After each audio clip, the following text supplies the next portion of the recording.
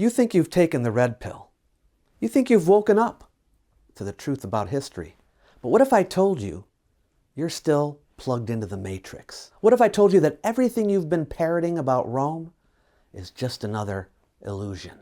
The Romans and Greeks were ancient. Everyone in Latin was white or founders of Rome's kingdom, Republic, German barbarians. These are the takes of people who believe they've broken free, that they see the world as it really is. But in reality, they've swallowed a comfortable modern myth, a blue pill version of Rome that never actually existed.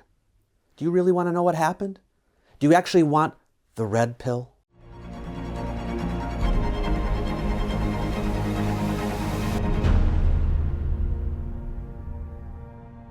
Then buckle up, because I'm about to take you down the rabbit hole.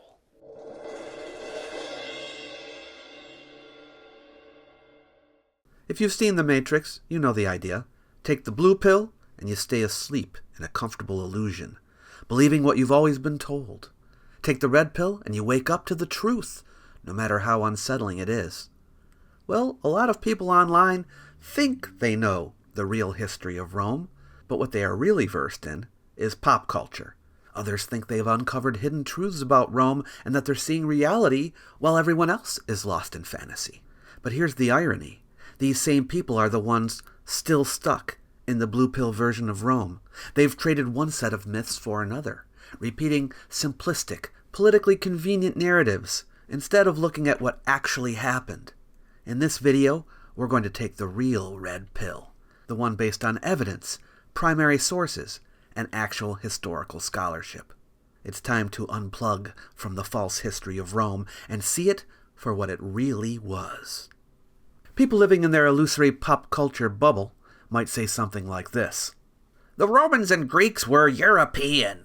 State of Rome is the closest thing there ever was to a European civilization state. Is it accurate to call the Romans European? Seems so. I think a common view is that the Romans were these people who came from Italy, and they conquered a bunch of other people around them and ruled over them. Roman conquerors, European. Roman subjects, mixed.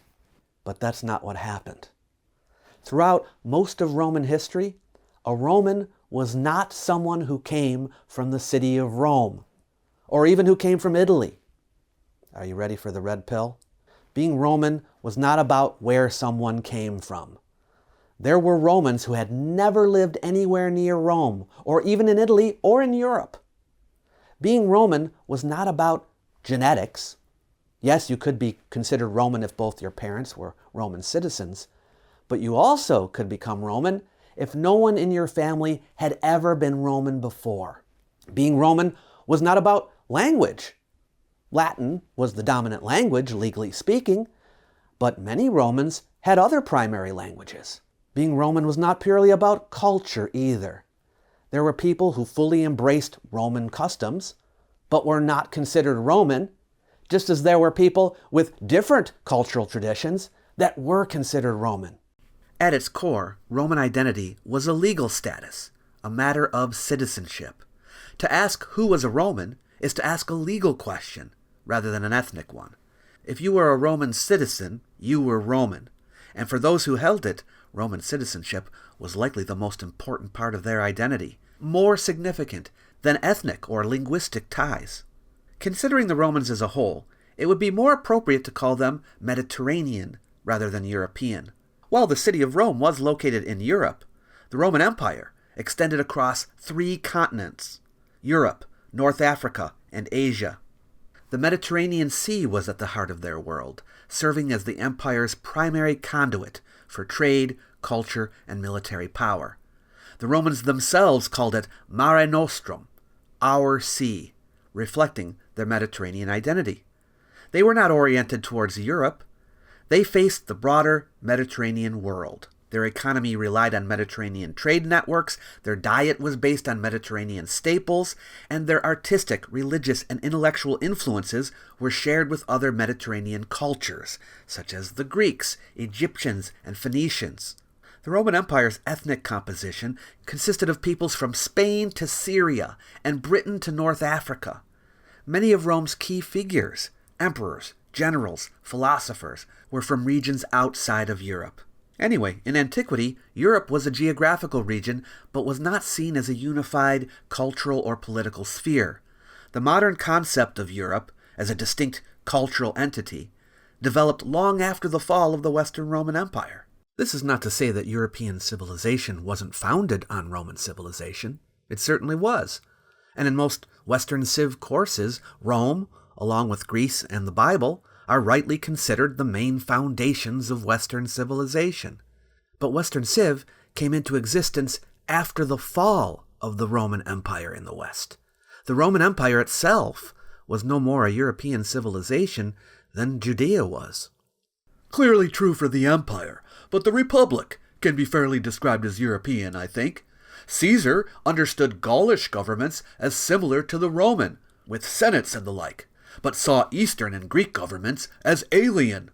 Wow, 3 blue pills and 1 comment. Let's take them one by one. Can the Roman Republic be fairly described as European? Okay, well, let's see how far back in time we have to go for even us to consider the Romans as European. During the reign of the first emperor of Rome, Augustus Caesar, the Roman historian Livy wrote about the foundations of Rome under its legendary founder Romulus. He describes a city made up of a diverse mix of peoples and backgrounds.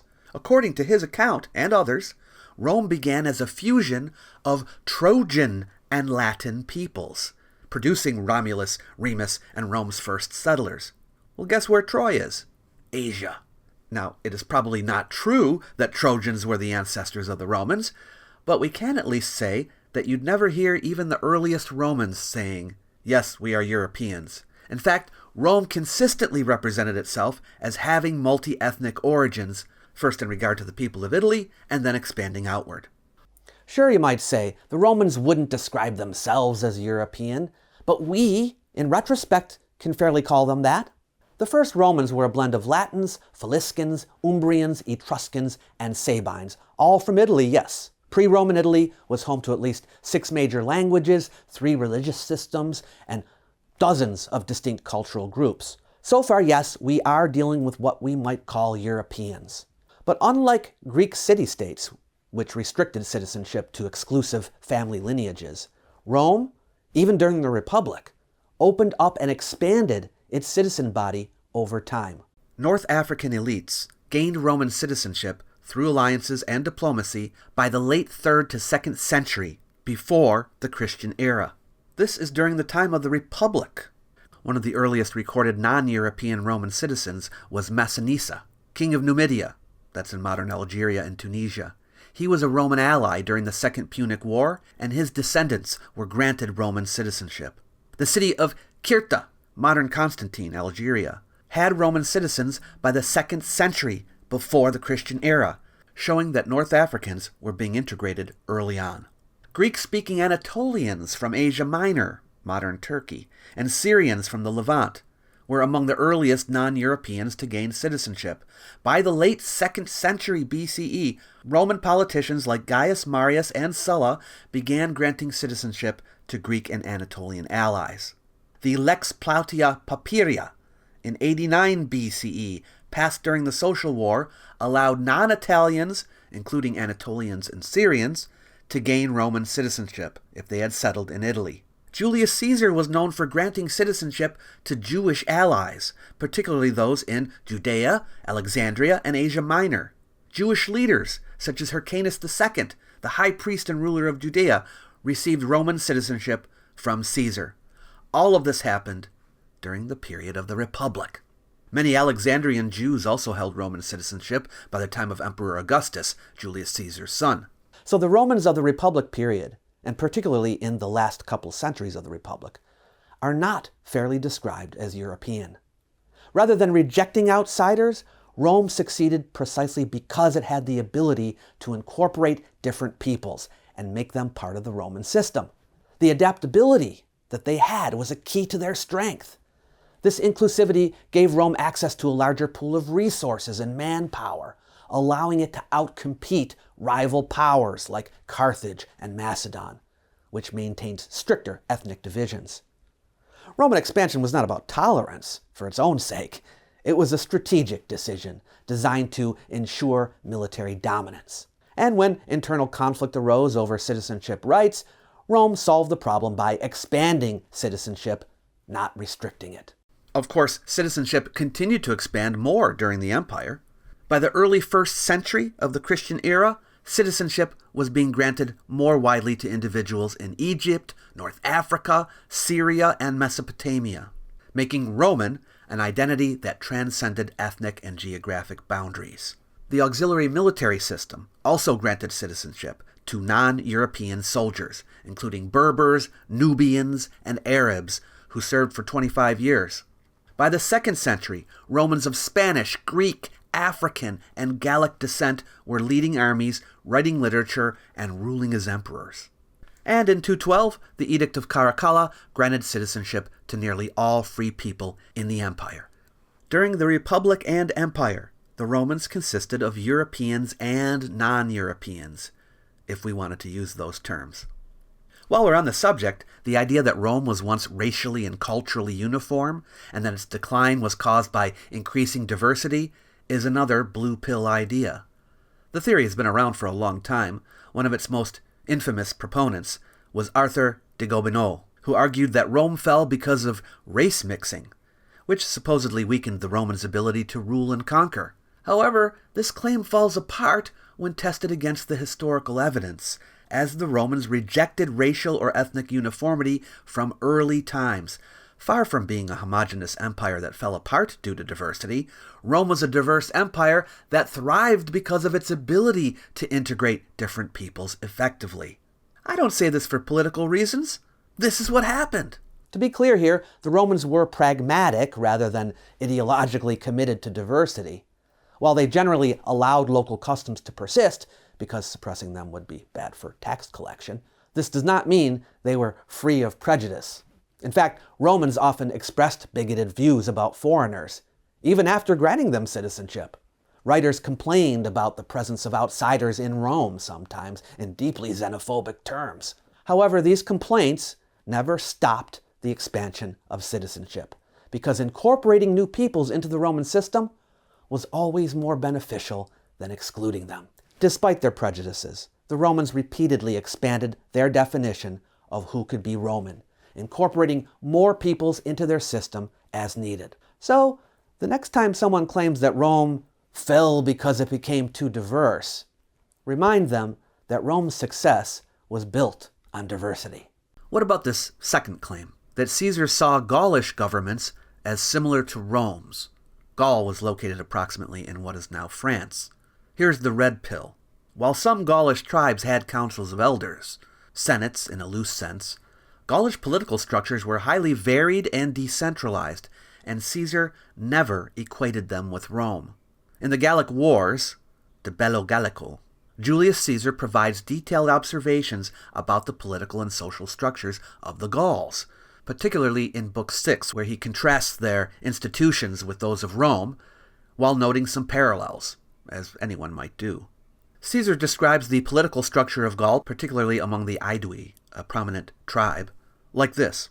The Aedui, like the rest of the Gauls, are divided into two factions. One of these is headed by the state, the other by private individuals. The chief magistracy is held for life by one individual, provided there be found a person of distinguished merit. If not, it is elective annually. Now, I guess you could say that this chief magistracy of this tribe, elected annually or held by a distinguished figure, bears some resemblance to Rome's consulship, an annually elected office. But the Roman consulship was held by two people, not one, and they weren't looking for a life-holding position. And there is a similarity in that there were two main political factions vying for power, but this is true in many political systems. Caesar writes about Gallic leadership more broadly this way. In former times, the Gauls had kings. Now they are governed by the nobility, who manage all public affairs in their councils. The shift from monarchy to an aristocratic council system sort of resembles Rome's transition from kings to a republic, governed by the Senate, though it resembles more Greece's transition from kings to aristocracy than Rome's. Some Gallic councils, where nobles debated and decided policy, function similar to the Roman Senate as a deliberative body of elites, but the Druids and aristocracy govern in a way that has no equivalent in Rome. They were not as centralized or institutionalized as the Roman Senate. Rome's Senate was a political body. Druids were religious and judicial leaders. He never suggests that Gaulish councils function like the Roman Senate. He actually portrays Gauls as less politically sophisticated than Rome.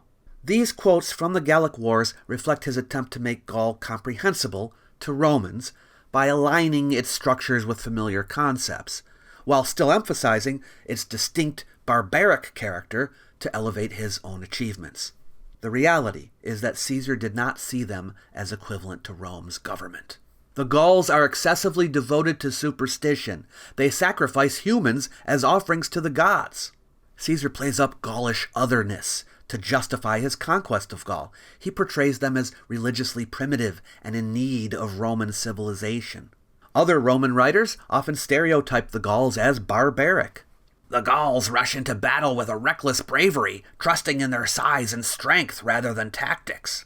They fight naked, trusting in their courage rather than in armor. For who does not know that the Gauls, those rude and barbaric peoples, were once the terror of Rome? Yes, many Roman writers, including Caesar, Cicero, Livy, Tacitus, referred to the Gauls as barbarians.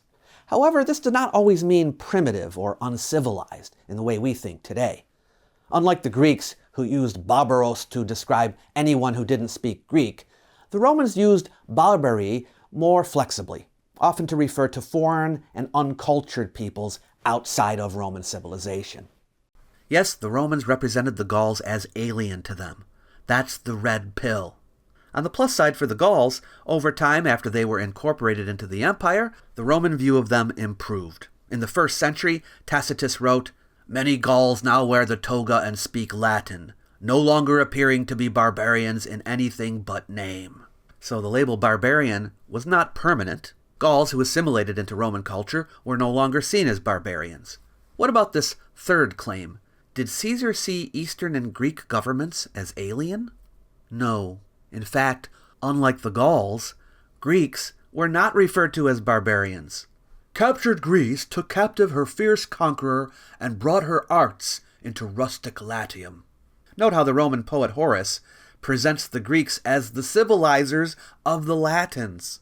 Indeed, the Romans respected Greek learning, government, and culture. They saw Greek institutions as refined and advanced, not alien. And that makes sense because Rome had been interacting with Greek and Eastern states for centuries. Many Greek city-states had democratic or oligarchic councils which were far more structured than Gaulish tribal assemblies. Caesar himself was highly educated in Greek history and philosophy. In fact, after his conquest of Gaul, Caesar himself adopted many Hellenistic-style political ideas, particularly the model of a ruler with near-monarchical authority. Plutarch reported that Caesar admired Greek governance. He quotes Caesar as saying, "It is of great advantage to have the Greeks as allies, for their wisdom, learning, and good government have long been esteemed." This social media post reflects modern misconceptions rather than historical reality. It doesn't reflect what ancient sources actually say. The reality is that Rome saw Greece and the East as sophisticated, but Gaul as alien and uncivilized. Caesar respected Greek political systems far more than he did the Gauls. Are you getting upset listening to this? Does it bother you? The Matrix is a comfortable world to be in. I didn't say the red pill felt good. Do you want to be free from bondage, to escape the prison of your mind that you cannot smell or taste or touch? We're just getting started. Let me show you how deep the rabbit hole goes. Ancient Romans from Latium region, founders of Rome as kingdom, republic, and finally as empire, were obviously white Europeans and belonged to the same DNA cluster as modern Iberians, North Italians, and Southern French. Everyone in Rome was white or white adjacent, Arnav. The German barbarians and North Africans at that time were white like the Romans. There were not hordes of blacks or browns in Rome, just different nations of the white race, Franks, Germanics, etc. Okay, so let's talk about skin color. According to this one guy, everyone in the empire was pretty much white. These interpretations of history project modern racial categories onto the ancient world, assuming that the way we classify people today must have been just as relevant in the past. Point number 1. There is no universal, timeless system for dividing people into groups. Different cultures emphasize different traits as important. The modern concept of whiteness emerged largely in the 18th and 19th centuries in the context of European colonialism and associated racial classifications. That's relatively recent. If today's racial categories are fixed and biologically meaningful, and not social constructs that change over time, then we'd expect the Romans to have the same view. And they don't. That alone should be enough to disprove the idea that these modern categories are universal and timeless. Societies create their own definitions of identity, belonging, and social hierarchy. They don't inherit them from us in the future. The Romans did not divide themselves into white and non-white. You won't find it in any of their writings. Point number 2. We should consider how the Romans themselves classified people. Ancient Greek and Roman writers were aware of differences in skin color, but their primary concerns when identifying people were language, customs, and religion. For Romans, legal status and cultural affiliation mattered far more than skin color. Ethnicity, defined in terms of ancestry and regional origin, was sometimes relevant, but even then, skin color was only a minor aspect of identity. And the fact that the Romans found it far easier to integrate Egyptians than they did to govern Britain or Germany demonstrates that they didn't view all so-called white groups as naturally compatible. Now, there's nothing inherently wrong with describing ancient societies with modern terminology. It is, after all, how we can communicate in ways that people can best understand. But there are better and worse modern terms, and white is just an all-around poor choice. Not only because it misrepresents how the Romans saw themselves, but also... Point number 3. The Roman Empire spanned Europe, North Africa, Asia Minor, and the Middle East, incorporating a vast array of ethnic groups with a huge range of skin tones and physical features. A recent genetic study has shown that even the capital city of Rome during the heyday of the Roman Empire was composed of people from all corners of the empire. After the empire split in the 4th century, that is when the city's population went into decline and the European population of Rome went back up. Hey, we don't have to speculate about what Romans looked like. They literally painted us a picture. Let's look at the frescoes of Pompeii, a Roman town in Campania that was buried by Mount Vesuvius in the year 79. This site is especially valuable for understanding early imperial Roman Italy because it preserves artwork from before the wider ethnic mixing of later centuries. And the town was settled by Roman citizens, including veterans of Sulla's army, making it a strong representation of Italy's population at that time. And what do we find? These paintings depict figures with a variety of skin tones, with women generally appearing paler than men. This reflects a Roman beauty ideal, inherited from Greek and Egyptian art, where lighter skin on women was associated with wealth and refinement, while tanned skin on men suggested outdoor labor, military service, or masculinity. If we focus on male depictions, which are likely a better representation of natural skin tone, we see a full range of Mediterranean complexions, from fair to deep brown. Using the Fitzpatrick scale, a modern classification of human skin color, Roman frescoes provide examples of nearly every shade within the light to dark human spectrum. If we expand our focus beyond Italy, the variation of skin color increases even more. A great source for this is Egyptian mummy portraits, a funerary tradition blending Greek, Roman, and Egyptian artistic styles. These portraits, painted on wooden panels placed over mummies, date from the 1st century BCE to the 3rd century CE, overlapping perfectly with Roman rule in Egypt. They're useful because they depict individuals with high accuracy, including their skin tones. Many subjects are clearly marked as Roman citizens, as indicated by their clothing, togas, tunics with clavis stripes. This portrait shows a man with a medium brown complexion, short curly hair, and a neatly trimmed beard. His clothing marks him as a Roman citizen. This woman has light olive skin and wears elaborate jewelry. Her hairstyle is Roman, and her clothing follows Roman fashion, showing how local elites adopted Roman identity while retaining their own cultural traits. This portrait features a young man with tightly coiled hair, dark skin, and a solemn expression. His white tunic with a red clavis stripe marks him as a Roman citizen. What do these portraits show us? A wide range of skin tones from light olive to deep brown, different hair textures including straight, curly, and tightly coiled hair. It tells us that despite their physical differences, these individuals were all Romans, not because of their appearance, but because of their citizenship and legal status. But what about all these beautiful white statues? Maybe this will be news to some, but these statues, now bare, were once painted. We know that because some of the paint is still on some of them. So the idea that Romans were white is simply not supported by evidence. It distorts history and ignores what the Romans themselves actually recorded about their society. It's a blue pill. The overwhelming weight of archaeological, artistic, and literary evidence makes one thing clear. There were black Romans, there were Middle Eastern Romans, there were North African Romans, there were Romans from Spain, Gaul, Anatolia, all looking different from one another. All of this is undisputed in historical scholarship. The only place where resistance to this idea persists is in popular culture, often for ideological reasons rather than based on evidence. Now someone might object and say, but the Post says it was the founders of Rome who were white. It wasn't referring to the citizens of the empire. I mean, when most people think of Rome, they think of the Roman Empire, but okay. Yeah, if you want to make a movie about the early days of Rome, before it amounted to anything, then it would be appropriate and historically accurate to cast white actors.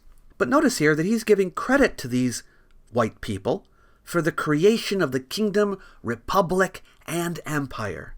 The reality is that everyone who became Roman over the centuries contributed to the creation of the empire, not just the first few generations.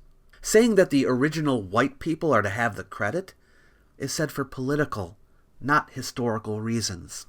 Les Paul, the creator of the electric guitar, was a great man, but are we to give all credit to him for the accomplishments of Eddie Van Halen or Prince? No, Rome only had 2 genders. We just aren't used to living in pagan Rome. A few years ago, marriage was between a man and a woman. There were only 2 genders, and young children weren't trans and given puberty blockers. Even in pagan Rome, marriage was between male and female, and there were 2 genders. Truth endures as it has through millennia. 2 genders, a fact as old as Rome itself. We stand for justice and honor on earth and towards Mars. Semper veritas kek. Number of genders, 4004 BC to 2020 AD, 2. This is a statement about all societies, but the Roman Empire is included in this period. So let's compare the illusion to the reality. Roman law formally recognized only 2 legal genders, male and female. Legal rights, inheritance laws, and citizenship status were all based on these categories, with freeborn Roman men having significantly more privileges than women or enslaved people. Women were subject to legal guardianship, while men had full legal agency. But are these posts talking about the law? Last I checked, 73 genders were never part of any law. No, these social media warriors are talking about culture. Culturally speaking, in ancient Rome, as is the case today, 2 primary genders, male, vir, and female, mulier, were assumed. But there wasn't a strict binary. Roman society had roles and expectations based on biological sex, but there were also fluidities in gender expression, social roles, and legal status that challenge a purely binary view. Some people assume that Romans saw sexuality the way modern Western cultures do. Rigid categories of straight and gay, masculine and feminine, men leading, women following. They imagine a world where real men were aggressive and dominant, where Roman society upheld a strict natural order of gender and desire. But that's the blue pill version, the one that lets people stay comfortable, believing what they want, instead of looking at what the evidence actually says. And once again, the real red pill, the truth, shows us something much messier, much weirder, and much more complicated than modern ideologues want to admit.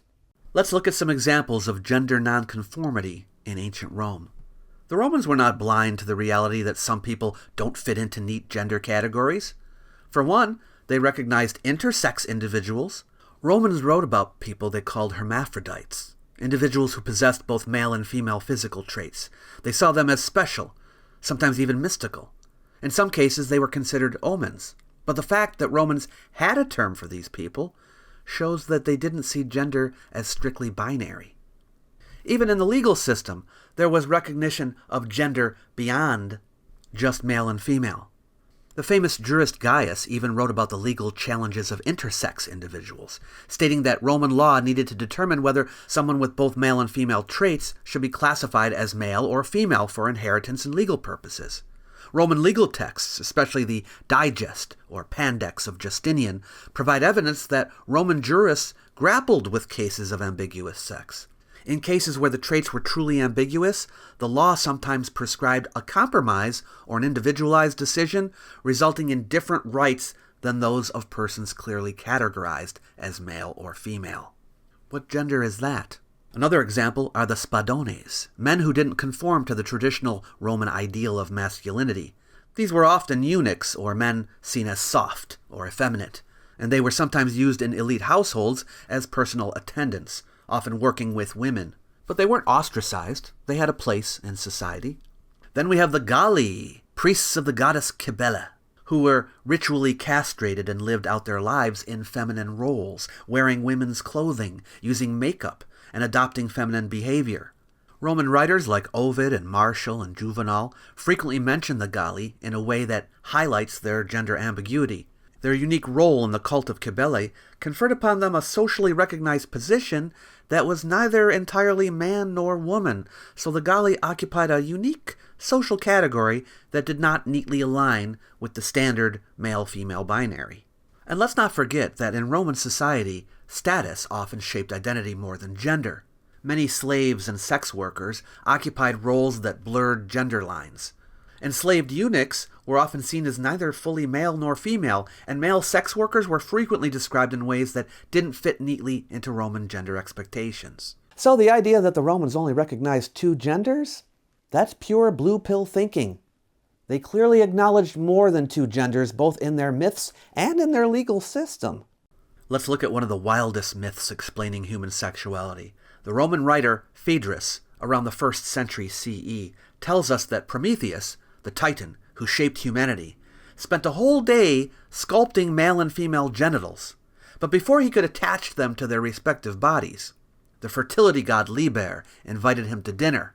Prometheus got drunk, staggered home, and, completely wasted, started sticking the wrong parts onto the wrong people. According to Phaedrus, this is why some women have the minds and desires of men, and why some men, whom he calls moles mares, have the desires of women. But here's what's interesting. This story isn't really about sex itself. It's about gender, how people behave, what roles they play, and how they express desire. Even Phaedrus, who disapproved of same-sex relationships, didn't frame this as a moral failing. He saw it as something built into the very fabric of human nature, a divine mistake from the dawn of time. But myth wasn't the only explanation Romans had. Here's where we get into the medical red pill, because for centuries, Roman physicians believed that gender and sexuality weren't about morality or divine laws, but about biology. The idea came from Hippocrates and Galen, and it lasted for centuries. It worked like this. The right side of the body was masculine. The left side was feminine. Both men and women, they thought, contained male and female seeds. Whether a child was born male or female, and how much they resembled either sex, depended on where those seeds landed in the womb. So according to Roman medicine, if a male seed ended up in the female side of the uterus, you'd get a boy with softer, more feminine traits. If female seed landed in the male side, you'd get a woman with stronger, more masculine features. What does that tell us? The Romans didn't think of masculinity and femininity as rigid binary categories. They saw them as gradients, determined by physical factors before birth. But what about sexual preference? This is where things get even more interesting, because while modern blue pill thinkers assume that sexuality is about character, many Romans thought it was written in the stars. According to Roman astrology, celestial movements determined whether you'd be chaste or lustful, straight or same-sex attracted, monogamous or promiscuous. Some horoscopes even suggested that the stars could make someone specifically attracted to slaves or prostitutes. You see what's happening here? To the Romans, sexuality wasn't about morality so much as it was about fate. The stars, not your choices, shaped your desires. So what's the takeaway? The Romans had a far more complex view of gender and sexuality than modern culture warriors give them credit for. And yet, people today still try to rewrite history to fit their modern ideas. But as we keep seeing, when you really take the red pill and look at the evidence, the fact is a lot stranger and a lot more fascinating than the fiction. So if you're ready to see history for what it really is, not a series of neat black and white narratives, but a rich, complex tapestry of human experience, then congratulations, you've taken the red pill.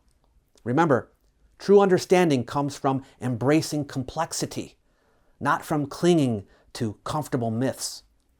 Thanks for joining me on this journey through red pill Rome versus blue pill Rome. Until next time, keep questioning, keep exploring, and keep seeking the truth in our past.